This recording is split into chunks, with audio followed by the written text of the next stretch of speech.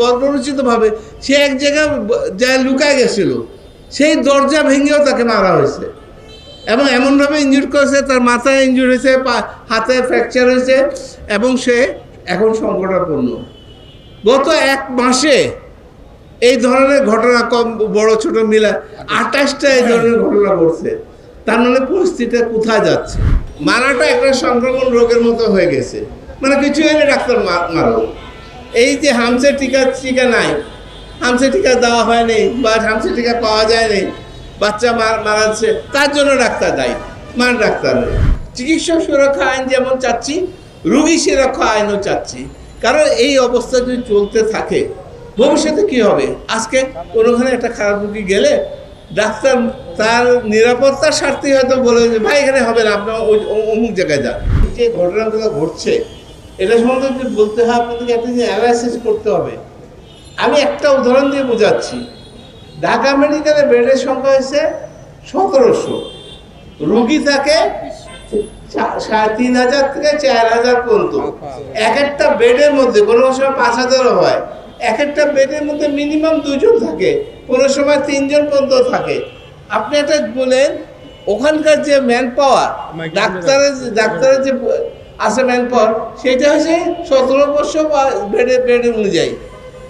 ওখানে নার্সের সংখ্যা ওই 1700 বেড অনুযায়ী, ওখানে খাওয়ার পরিমাণ ওই 1700 বেড অনুযায়ী, ওখানে পরিষ্কার পরিচ্ছন্ন করার যে কর্মকর্তা তারাও 1700, অথচ রুগী থাকে 4000 5000। কিভাবে সম্ভব? এবং এটা একদিন না, মাসের পর মাস হয়ে আসতেছে। এইটা শুধু ঢাকা মেডিকেলের চিত্র না, বাংলাদেশের প্রত্যেকটা উপজেলা বলেন, প্রত্যেকটা বিভাগীয় শহর বলেন, যত জায়গা আছে সব জায়গায় একই অবস্থা। অত ডাক্তাররা যে তার মাঝেও কাজ করে, এটা আমি বলবো এটা একটা মিরাকল। আমাদের মানুষকে সেবা দিয়ে যাচ্ছে সেই ডাক্তারদের উপরে। যেই ডাক্তাররা আপনার করোনার সময় ডাক্তারদের অবস্থা জানেন, ডাক্তাররা রুগী দেখতো, নিজে বাসা যেত না, কারণ তার ছেলে মেয়ে যেতে করোনা না হয়, কিন্তু রুগীকে দেখতো। এই আপনি চিন্তা করতে পারেন যে ডাক্তার জানে যে আমিও করোনা আক্রান্ত হয়ে মারা যেতে পারি, সে নিজে রুগী দেখতো, রুগীকে বাসায় যেত না, যেতে তার ছেলে মেয়ে না হয়। এবং শুধু এটা ঢাকা শহর নয়, ওয়ার্ল্ড রেকর্ড অনুযায়ী সবচেয়ে মৃত্যুর হার কম বাংলাদেশে। কারণ কি? বাংলাদেশের ডাক্তাররা সাহস করে, স্ত্রী স্বামীর কাছে যাচ্ছে না, স্বামী স্ত্রীর কাছে যাচ্ছে, বাবার কাছে ছেলে যাচ্ছে না, ছেলের কাছে বাবা যাচ্ছে, কিন্তু ডাক্তার গেছে। এই ডাক্তারের কিন্তু নার্সরা গেছে, ডাক্তাররা গেছে না, মানে স্বাস্থ্যকর্মীরা গেছে। এই ডাক্তারের কিন্তু যখন আমাদের বন্যা হয়, এটা হয়, করোনা হয়, মিজেল হইলো, হাম হইলো, যা কিছু হয়, তারা কিন্তু মাঠে থেকে কাজ করে। আজকে যে ঘটনা ঘটছে শরীয়তপুরে, এটা যে আমাদের রফিকুল ইসলাম ভালো মতো বলছে, কি বর্বরোচিতভাবে সে এক জায়গায় যা লুকায় গেছিল, সেই দরজা ভেঙেও তাকে মারা হয়েছে এবং এমনভাবে ইনজুর করেছে, তার মাথায় ইনজুর হয়েছে, হাতে ফ্র্যাকচার হয়েছে এবং সে এখন সংকটাপন্ন। গত এক মাসে এই ধরনের ঘটনা, কম বড় ছোট মিলা 28টা এই ধরনের ঘটনা ঘটছে। তার মানে পরিস্থিতিটা কোথায় যাচ্ছে? আমি একটা হাসপাতালের গভর্নিং বোর্ডের চেয়ারম্যান। এখন মানুষের অবস্থা কিছু মানুষের অবস্থা এমন হয়েছে, বিলটা কমানোর জন্য একটা মব সৃষ্টি করে। অতএব আমরা কিন্তু স্পষ্ট করে সরকারকে বলছি যে আপনারা এই ডাক্তারদের নিরাপত্তার জন্য স্বাস্থ্য সুরক্ষা আইন তৈরি করেন।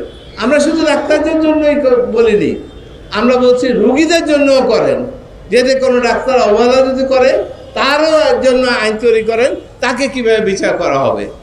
অতএব আমরা চিকিৎসা সুরক্ষা আইন যেমন চাচ্ছি, রোগী সুরক্ষা আইনও চাচ্ছি। কারণ এই অবস্থা যদি চলতে থাকে ভবিষ্যতে কি হবে? আজকে কোনোখানে একটা খারাপ রোগী গেলে ডাক্তার তার নিরাপত্তার স্বার্থে হয়তো বলে যে ভাই এখানে হবে না, আপনার ওই অমুক জায়গায় যান। তার মানে এটা কী হবে? তার মানে একটা পরিস্থিতিতে ভয়াবহ আকার ধারণ করে। যে চিকিৎসাটা হয়তো বা ওখানে সম্ভব ছিল, কিন্তু উনি মবের ভয়, আশেপাশে নিরাপত্তার ভয়, সব কিছু চিন্তা করে উনি আর যাবেন না। আমি বর্তমান সরকারকে, স্বরাষ্ট্রমন্ত্রী বলেন, স্বাস্থ্যমন্ত্রী বলে, প্রধানমন্ত্রী বলেন, অসংখ্য ধন্যবাদ দেব। এই যে ঘটনা ঘটছে, উনি সঙ্গে সঙ্গে হেলিকপ্টার পাঠায়, ওখান থেকে ওনাকে নিয়ে আসছে। আজকে উনি রক্ষা পেয়েছে। তার পর্যন্ত এখন শুনলাম যে কিডনির সমস্যা দেখা যাচ্ছে, কিডনি ফেলিউরের সমস্যা দেখাচ্ছে। অতএব ওটা করছে।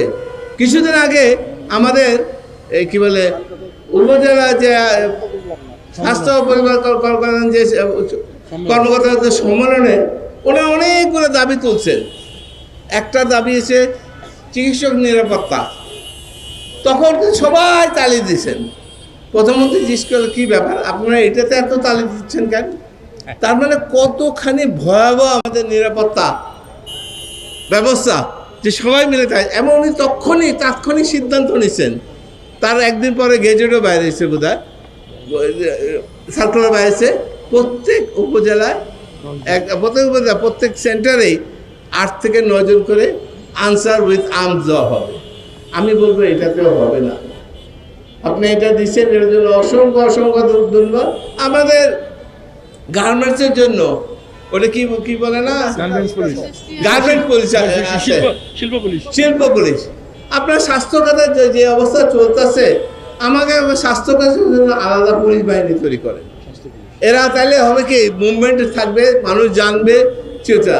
আর আপনাদের যারা সাংবাদিক আছেন, আপনারা জিনিসগুলো আগে যাচাই করবেন, ঘটনাটা কি। ফাঁস করে নিউজ করার আগে জানার চেষ্টা করে সে কি টাকা কমানোর জন্য করতেছে, নাকি সে বন্ড দিয়ে আগেই বন্ড দিয়েছে, বন্ড দিয়ে কাজ করছে। অতএব যেই ওই একটা আমাদের এখানে কয়েকজন বলল যে কার্ডিয়াক অ্যারেস্টের রুগী অনেক পার্সেন্টই মারা যায় সঠিক সময় চিকিৎসা না দিলে। তাকে 2বার ডবল সিকিউরিটি বন্ড নেওয়া হয়েছে, তারপরেও এটা ভাঙচুর মানে কি?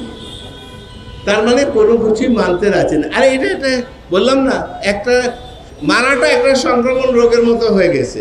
মানে কিছু হলে ডাক্তার মারো। এই যে হামসের টিকা নাই, হামসের টিকা দেওয়া হয়নি বা হামসের টিকা পাওয়া যায়নি, বাচ্চা মারাচ্ছে, তার জন্য ডাক্তার দায়ী, ডাক্তার নেই। এই যে জিনিসটা, এটা কিন্তু লক্ষণটা খারাপ। এমনও হতে পারে একটা চক্র কোনোখানে কাজ করতেছে, কারণ এখন বাংলাদেশ থেকে আমাদের পার্শ্ববর্তী দেশে বা বাইরে রোগী চিকিৎসা করতে যায় খুব কম। অতএব সেইটাকে বাধাগ্রস্ত করার জন্য করা হচ্ছে কিনা সেটাও আমাদের চিন্তার বিষয়। কেন হঠাৎ করে এরকম একটার পর একটা ঘটনা করে যাচ্ছে? আপনি যাকে বাড়তেছেন, যে বাড়তে আছে তার খোঁজ নিয়ে দেখেন তার পরিবারে কেউ না কেউ ডাক্তার আছে, সরাসরি আছে না ঘুরে ফিরে। তাহলে আপনি মারতেছেন কাকে? আপনার সন্তানকে আপনি মারতেছেন, আহত করতেছেন। একটা সময় আসবে যদি এই পরিবেশ এই ধরনের থাকতে থাকে, যারা নতুন ডাক্তারি পড়তে চাচ্ছে তারা হয়তো বলবে আমি বিদেশে যাই ডাক্তারি পড়বো, এই দেশে আর ডাক্তারি করবো না, অথবা ডাক্তারি পাশ করার সাথে সাথে বিদেশে চলে যেতে। তাহলে আমাদের দেশের অবস্থা কি হবে? আমাদের দেশে ওয়ার্ল্ডের সব জায়গায় দেখা গেছে যারা ভালো ডাক্তার আছে অনেকেই কিন্তু বাংলাদেশে পাশ করা। অতএব আমাদের একটা পরিবেশ রাখতে হবে।